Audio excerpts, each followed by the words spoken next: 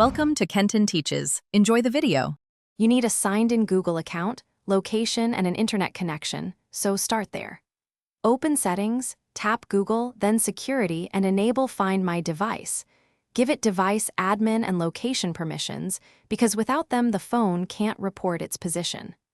Once done, exempt the app from aggressive battery optimization so background updates continue. You should also install or update the Find My Device app and perform a quick test. Open the Find My Device website or app and locate your device on the map.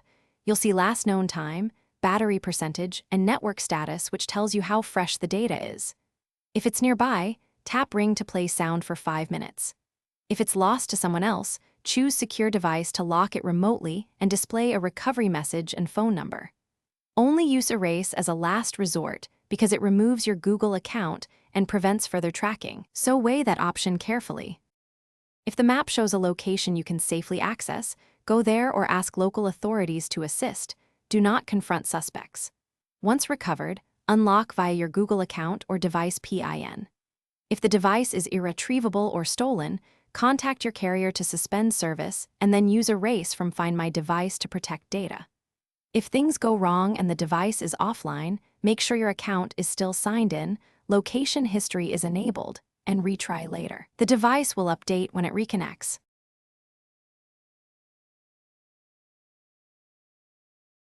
Thanks for watching. Please subscribe if this video was helpful.